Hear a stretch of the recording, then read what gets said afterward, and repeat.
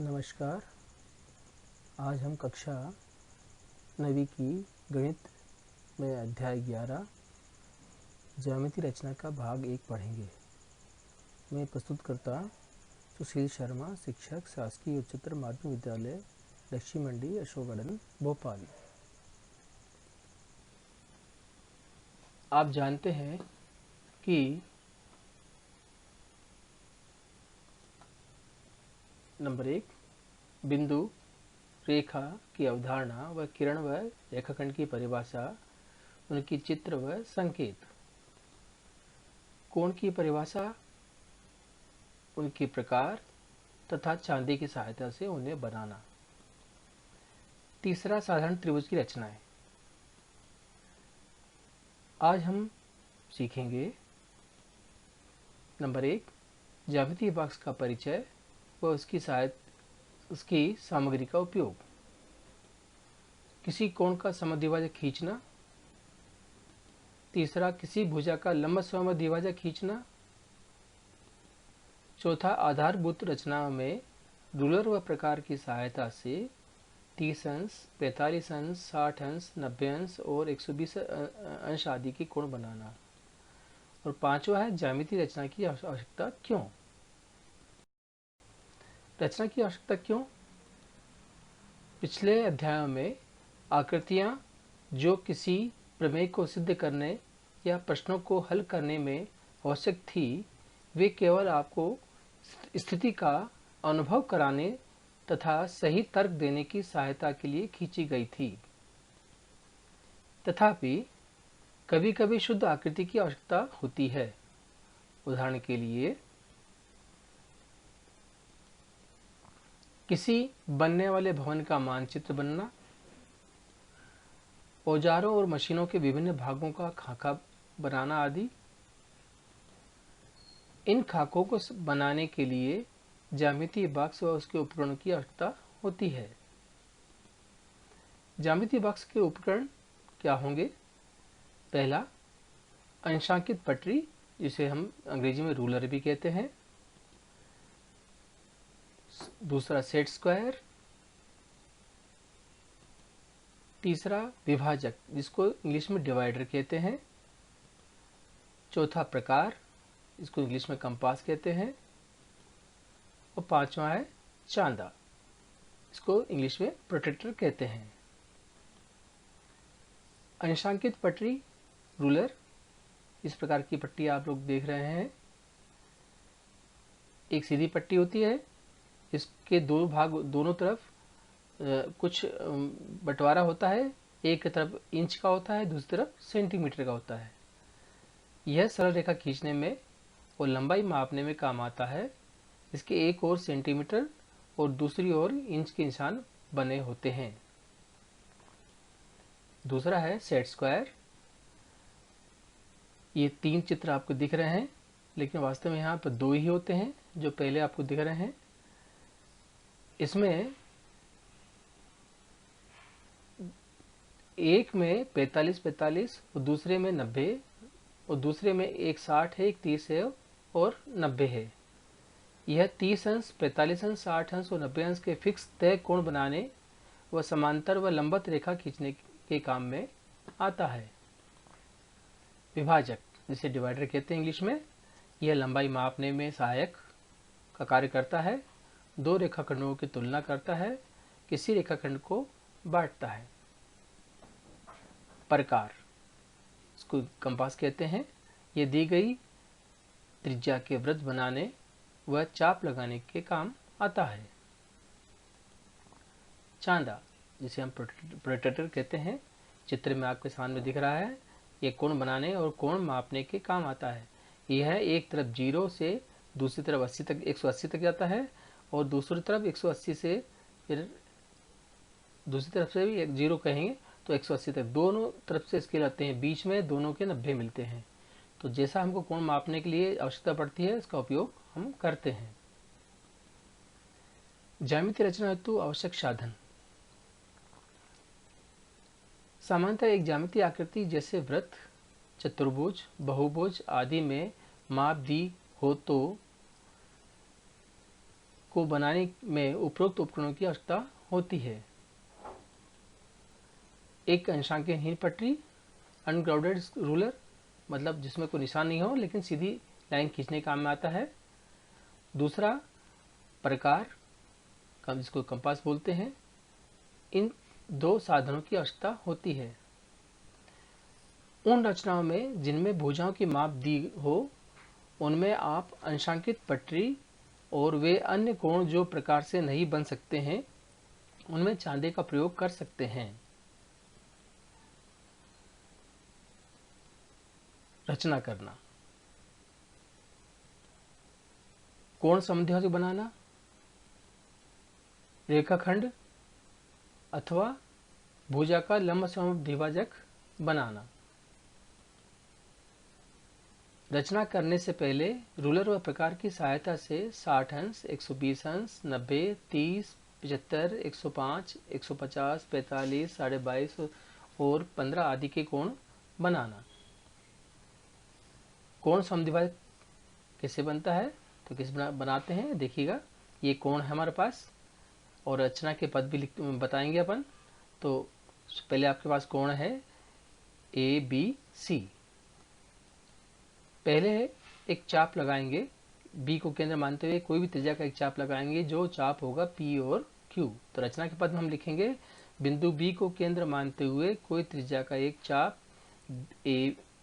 BA और BC किरण पर लगाया जो उन्हें क्रमशः P और Q पर प्रच्छेद करता है। यहाँ आपको दो बिंदु दिख रहे हैं, दो बिंदु।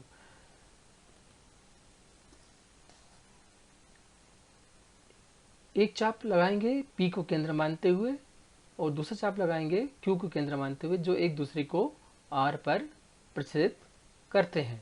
तो रचना के पद हो जाएंगे P और Q को केंद्र मानते हुए एक समान त्रिज्या के दो चाप लगाए जो एक दूसरे को R पर प्रच्छेद करते हैं। फिर एक किरण खींच देंगे, B और R को मिलाते हुए किरण खींचेंगे, नाम दिया इसको BD।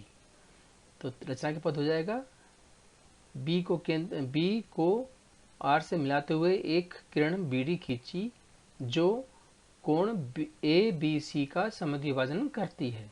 इस प्रकार हमने कोण का समद्विभाजन करना सीख लिया।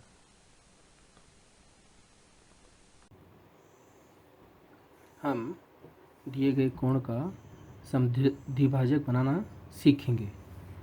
इस हेतु कोई भी त्रिज्या का एक चाप लगाएंगे, बिंदु B को केंद्र मानते हुए एक चाप लगाएंगे जो AB और BC को दो जगह पर प्रच्छेद करता है। फिर या तो समान त्रिज्या या कोई भी एक त्रिज्या के दो चाप इनको केंद्र मानते हुए जो BC को प्रच्छेद करता है वहाँ से एक चाप लगाएंगे और दूसरा AB को जहाँ प्रच्छेद करता है उसको लेके एक चाप लगाएंगे। ये चाप जहाँ एक दूसरे को काटते हैं उनको मिलाकर हम एक किरण खींच देंगे तो हमें कोण का समद्विभाजक मिल जाता है। और मान लीजिए ये D है तो BD यहाँ पर कोण समद्विभाजक हुआ।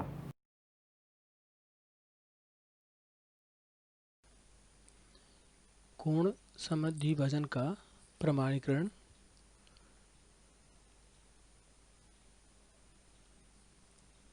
R को P और Q से मिलाया, त्रिभुज PBR जो आपको शेडेड रूप में दिख रहा है और त्रिभुज QBR दूसरा शेडेड भाग दिख रहा है, दोनों में जो लाल रंग से दो भुजाएं दी हैं PB और QB आपस में बराबर है क्योंकि ये समान त्रिज्या के चाप हैं। हरे रंग से आपको जो दिख रहा है PR बराबर QR, ये भी समान त्रिज्या के चाप हैं। और BR बराबर BR क्योंकि एक ही भुजा है, दोनों त्रिभुज में उभयनिष्ठ है, इसलिए त्रिभुज PBR सर्वांग सम होगा त्रिभुज क्यू बी आर। यहाँ पर सर्वांग समता की भुजा भुजा भुजा सर्वांग समता प्रमेय लग रही है। इसको साइड साइड साइड या ट्रिपल एस सर्वांग समता प्रमेय भी कहते हैं, के द्वारा ये सर्वांगसम सिद्ध हो गए दोनों त्रिभुज। जब दोनों त्रिभुज सर्वांगसम सिद्ध हो गए तो हमें अभी आवश्यकता है ये कोण दो कोण समद्विभाजक है, तो इसलिए त्रिभुज पी बी आर इसलिए कोण पी बी आर बराबर कोण क्यू बी आर, ये सी बी सी टी से बराबर हो गया और यही हमें सिद्ध करना था। अब रेखाखंड का लंब समद्विभाजक खींचना हम सीखेंगे। तो पहले देखें, एक रेखाखंड बनाया हमने, बना हुआ है और रचना के पद भी हम लिखेंगे। तो यहाँ पर दो चाप लगाएंगे समान त्रिज्या के, केंद्र ए को मानते हुए, यहाँ पर ए को केंद्र मानते हुए कोई भी दो समान त्रिज्या के चाप लगाएंगे और वही त्रिज्या के चाप हम बी को केंद्र मानते हुए लगाएंगे। तो यहाँ पर ये दोनों पूर्व के चापों को दो जगह प्रसिद्ध करते हैं। रचना के पद हो जाएंगे, बिंदु ए को केंद्र मानते हुए कोई त्रिज्या के दो चाप ए बी के ऊपर की ओर लगाए और ऐसा ही काम हमने नीचे की ओर लगाया। तो दोनों एक दूसरे को P और Q पर प्रछेद करते हैं। अब P और Q को मिलाते हुए हम एक रेखा खींच देंगे जिसका नाम दिया हमने L। तो यह P और Q को मिलाते हुए एक रेखा किरण खींची जो बिंदु C पर रेखाखंड AB का लंब समद्विभाजन करती है। किसी रेखाखंड का लंब समद्विभाजक खींचने के लिए हमें उस रेखाखंड के लंबाई का आधे से अधिक त्रिज्या का एक चाप ऊपर और नीचे लगाना होगा। तो हम यहाँ देखिए, इसके ऊपर और नीचे ये दो चाप लगाते हैं। समान त्रिज्या के वही चाप बिंदु ए को केंद्र मानते हुए लगाएंगे जो पूर्व के चापों को काटता है। क्योंकि एक चाप छोटा लगाया था, इसको हम आगे बढ़ा लेंगे और ये दोनों बिंदु P और Q पर काटते हैं। इन दोनों को मिलाकर हम एक रेखा खींच देंगे। मान लीजिए इस रेखा का नाम L है। ये L रेखा BC को AB को C पर समद्विभाजित करती है और लंबवत समद्विभाजित करती है।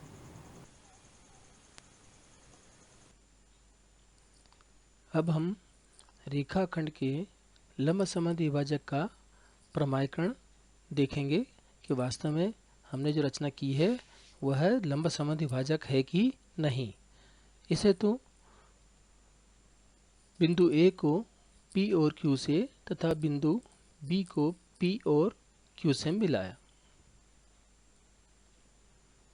यहाँ दो त्रिभुज बन रहे हैं। पहला त्रिभुज पी ए क्यू और दूसरा त्रिभुज है पी बी क्यू। देखिए पी ए क्यू आपको शेडेड उसमें दिख रहा है। अब देखिएगा दूसरा त्रिभुज भी आपको शेडेड रूप में दिख रहा है। तो ये दो त्रिभुज हमने लिए हैं। यहाँ पर लाल रंग से आपको AP और BP दिख रही हैं, क्योंकि AP और BP क्योंकि समान त्रिज्या के चाप हैं। हमने जो समान त्रिज्या लेकर दोनों बिंदुओं से चाप लगाए थे ऊपर और नीचे। इसी प्रकार नीचे AQ और BQ ये भी समान त्रिज्या के, यहाँ पे एक ही त्रिज्या के चारों चाप हैं, इसलिए चारों को एक ही रंग से हमने दिखाया है यहाँ पर। तो सब ये आपस में सभी भुजाएं आपस में बराबर हैं। PQ बराबर PQ। बैंगनी रंग से जो आपको बीच में भुजा दिख रही है वो दोनों ही त्रिभुजों में उभयनिष्ठ है। हमने दोनों त्रिभुज दिखाए थे, इनमें दोनों त्रिभुज में ये शामिल है, तो इसको बोलते हैं उभयनिष्ठ। इसलिए त्रिभुज PAQ सर्वांगसम त्रिभुज PBQ। और यहाँ सर्वांग समता की भुजा भुजा भुजा सर्वांग समता प्रमेय लगी है, अर्थात साइड साइड साइड। इसको ट्रिपल एस सर्वांग समता प्रमेय भी कहते हैं। इसके द्वारा दोनों त्रिभुज सर्वांग सम हो गए तो CPCT द्वारा ये जो दो कोण दिखाए हैं हमने नीले रंग से, कोण APQ बराबर कोण BPQ, ये CPCT से बराबर हो गए। अब हम दूसरे सर्वांग सिद्ध करेंगे तो दो त्रिभुज दूसरे लेंगे। देखिएगा, ये बीच में भुजा थी जिसको हमने समद्विभाजित किया था, तो अब दो त्रिभुज बन रहे हैं यहाँ पर। पहला त्रिभुज है APC, देखिएगा ये शेडेड रूप में आपको दिख रहा है। दूसरा त्रिभुज BPC जो दूसरा शेडेड रूप में दिख रहा है आपको। ये दो त्रिभुज हमने लिए हैं और इन दो त्रिभुजों में हम सर्वसमता को लगाने का प्रयास करते हैं। देखिएगा लाल रंग में AP बराबर BP, जो पहले हमने सिद्ध किया था उसमें भी इसका उपयोग किया था हमने, तो समान त्रिज्या के चाप हैं, लाल रंग से दिख रहा है जो। दूसरा है कोण APQ बराबर कोण BPQ, जो अभी हमने ऊपर सिद्ध किया है। ठीक है, ये देखिए आपको ये दोनों जो घूमता हुआ दिख रहा है, ये दोनों कोण अभी हमने सिद्ध किया है। और तीसरी बात यहाँ पर है PC बराबर PC, दोनों त्रिभुजों में PC उभयनिष्ठ है, इस त्रिभुज में भी है उस त्रिभुज में भी है। तो यहाँ पर हमने भुजा, कोण और फिर भुजा को बराबर सिद्ध कर दिया। इसलिए तीनों बातों से जो त्रिभुज हमने शुरू में लिए थे, त्रिभुज APC सर्वांगसम, त्रिभुज BPC, ये भुजा कोण भुजा सर्वांगसमता प्रमेय से सिद्ध हो गए कि दोनों त्रिभुज बराबर हैं, सर्वांगसम है। तब दोनों त्रिभुज सर्वांगसम है तो इनके संगत अवयव भी बराबर होंगे। तो यहाँ देखिए लाल रंग हरे रंग से आपको जो दो भुजाएं दिख रही हैं वो AC बराबर BC, ये CPCT से दोनों बराबर हो गए। और ये हमारा जो सिद्ध करने का प्रमाणीकरण का एक भाग है कि दोनों समद्विभाजक हैं, तो समद्विभाजक हो गए, दोनों भुजाएं बराबर हैं। अब हमें लंब सिद्ध करना है कि लंबवत है। तो देखिएगा आगे बढ़ते हैं। अब इसलिए यहाँ पर जो कोण ACP बराबर BCP जो हरे रंग से दिख रहे हैं, ये CPCT से हो गए, ये भी CPCT से हो गए। अब ये इसको आगे और बढ़ते हैं तो देखिएगा कोण ACP प्लस कोण BCP बराबर 180 अंश रेखीय युग्म। ये दो जो हरे कोण दिख रहे हैं दोनों का योग मिलाकर एक सरल रेखा बन रही है, अर्थात एक रेखीय युग्म बन रहा है। रेखीय युग्म बन रहा है तो दोनों का योग कितना होता है 180 अंश। अब देखिए इससे पहले वाली जो पंक्ति है उसमें दोनों कोण आपस में बराबर हैं, तो इस अगली वाली पंक्ति में एक कोण की जगह पर दूसरा कोण हम ले सकते हैं कि दोनों आपस में बराबर हैं। तो यहाँ पर BCP की जगह पर हम लिखेंगे ACP लिखेंगे, तो ये दुगने हो जाएंगे, दो कोण जुड़ जाएंगे, दुगने हो जाएंगे, दो का हम पक्षांतर करेंगे। तो यहाँ पर कोण ACP बराबर 180 अंश बटे 2, 180 का अंश का 2 इससे करेंगे या 2 से भाग देंगे तो 90 मिल जाएगा। और ये कोण जो हमको मिल गया ACP, ये 90 अंश का मिल गया। तो हमें अब लंब भी सिद्ध कर दिया हमने और समद्विभाजक हमने पहले सिद्ध कर दिया। तो ये हमने जो रचना की थी कि किसी भुजा का लंब समद्विभाजक, ये हमने प्रमाणित कर दिया। रूलर और प्रकार की सहायता से 60 अंश का कोण बनाना। एक किरण खींच देंगे, उसका नाम दे दीजिए अपन AX। इस पे 60 अंश का कोण बनाना है तो प्रकार को एक कोई भी त्रिज्या खोल लें और A को केंद्र मानते हुए एक चाप लगाएंगे। वही त्रिज्या का जो चाप हमने लगाया था इसको मान लीजिए P पे काटता है, तो P को केंद्र मानते हुए एक चाप लगाएंगे जो पहले चाप को कहीं ना कहीं प्रछेद करेगा।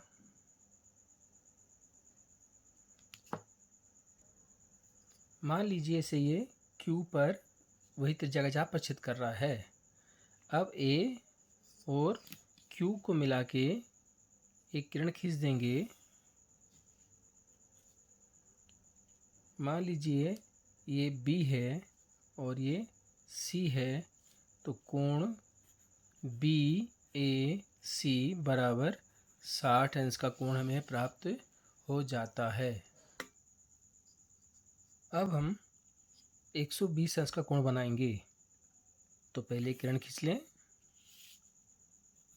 मान लीजिए बी एक्स है, तो 120 का कोण बनाना है तो यहाँ पर हम कोई त्रिज्या का चाप खोल लें और एक लंबा चाप लगाएं यहाँ से।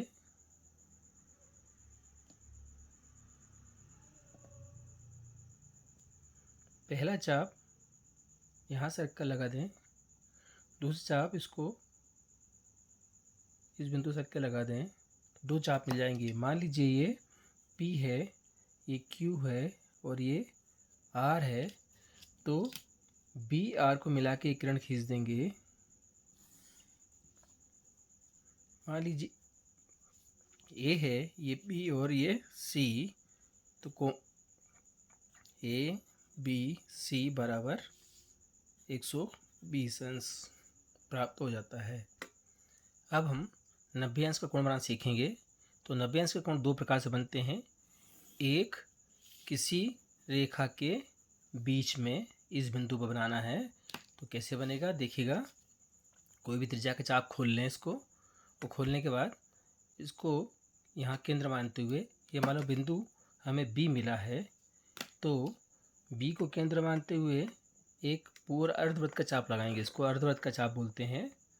और फिर ये इस रेखा L को P और Q पर प्रछेद करता है।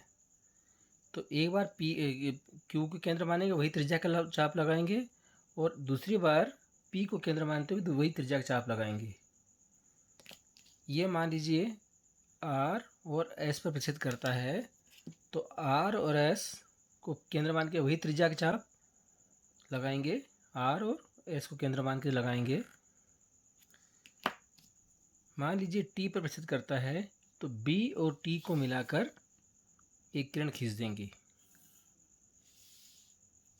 तो ये हमें मिल जाएगा। मान लीजिए ये इसको A दे दें, A B और ये C 90 अंश का कोण मिल जाएगा। कोण A B C बराबर 90 अंश।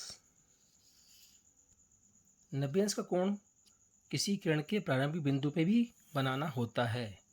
मान लीजिए किरण है हमारे पास, ये मान लीजिए B और X किरण है। इस बिंदु पर हमें कोण बनाना है, तो कैसे बनेगा देखिएगा। B को केंद्र मानते हुए एक चाप लगा दीजिए। मान लीजिए ये चाप इसको P पर प्रछेद करता है। P को केंद्र मानते हुए एक चाप लगाएंगे, जो हमें Q बिंदु मिल जाएगा। Q के केंद्र मानते हुए वही त्रिज्या का चाप फिर लगाएंगे, तो ये R मिल जाएगा। अब वही त्रिज्या के चाप R और Q को केंद्र मान के, अभी Q को केंद्र मान के लगा रहे हैं, अब R को केंद्र मान के लगा देंगे। मान लीजिए ये T पर प्रछेद करता है, तो हम B और T को मिला के कोण खींच देंगे। मान लीजिए A है, B और ये C, तो ये 90 अंश मिल जाएगा। कोण A B C बराबर 90 अंश। इस प्रकार किसी किरण के प्रारंभिक बिंदु पर 90 अंश का कोण बनाने इस प्रकार बनाया जा सकता है। अगर 30 अंश का कोण बनाना है तो हमें 30 का समद्विभाजक खींचेंगे, तो 60 का समद्विभाजक खींचेंगे तो 30 अंश मिल जाएगा। तो 60 अंश का कोण हमने अभी बनाना सीखा। इसको दो हिस्सों में बांटना है, समद्विभाजक करना है। तो एक बार हम P को केंद्र मानते हुए चाप लगाएंगे, वही कोई भी चाप, और एक बार Q को केंद्र मानते हुए चाप लगाएंगे। तो दोनों चाप जहाँ कटते हैं, मान लीजिए यहाँ पर T पे कट रहा है, तो B A और T को मिला के किरण खींच देंगे। तो ये जो अगला बिंदु मिल गया हमको, D मिल गया, तो कोण D A C बराबर 30 अंश प्राप्त हो जाएगा। ये 30 अंश का कोण हमें मिल गया है। इस प्रकार हम 30 अंश का कोण बना सकते हैं 60 का समद्विभाजक बनाकर। 60 का समद्विभाजक बनाकर हम कोण 30 अंश का कोण बना सकते हैं। अब यदि 45 अंश का कोण बनाना हमें, तो 45 90 का आधा होता है, तो 90 का कोण बनाना अभी हमने सीखा। इस कोण 90 अंश के कोण को हम 2 बराबर भागों में बांटेंगे, मतलब 30 इसका समद्विभाजक खींचेंगे। तो कोई भी त्रिज्या खो लीजिए और एक बार P को केंद्र मानते हुए चाप लगाएंगे, और जहाँ 90 का चाप यहाँ कट रहा है उसको केंद्र मानते हुए चाप लगाएंगे। तो दोनों जो कट रहे हैं, दोनों का प्रतिच्छेद बिंदु जो मिल रहा है उसको मिला के एक किरण खींच देंगे। अभी हम यहाँ पर P Q को मिटा देते हैं और अधिक चाप को मिटा देते हैं। तो देखिएगा B और ये बिंदु मिला है, जो नेक्स्ट बिंदु मिला है इसको हम S नाम दे देते हैं। तो B S को मिला के किरण खींचेंगे तो हमें 45 अंश का कोण यहाँ पर मिल जाएगा। कोण इसका नाम बिंदु दे दें D, तो कोण DBC बराबर 45 अंश। इस प्रकार हमने विभिन्न प्रकार के कोण बनाना सीख लिए हैं।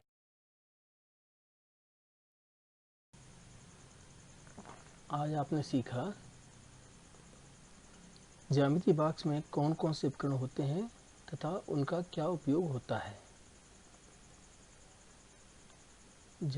किसी कोण का समद्विभाजक खींचना हमने सीखा।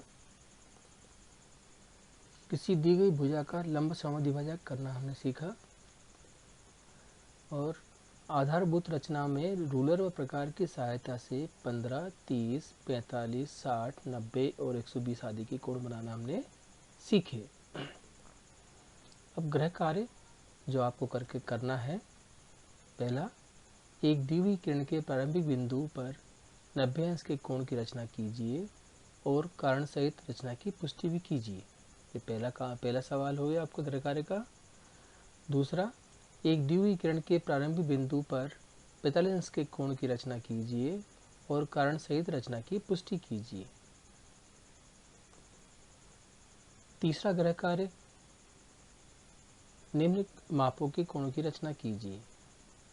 नंबर 1 30 अंश, नंबर 2 22.5 अंश 22.5 अंश और तीसरा 15 अंश का। चौथा सवाल, निम्न कोणों की रचना कीजिए और चांदे द्वारा मापकर पुष्टि कीजिए।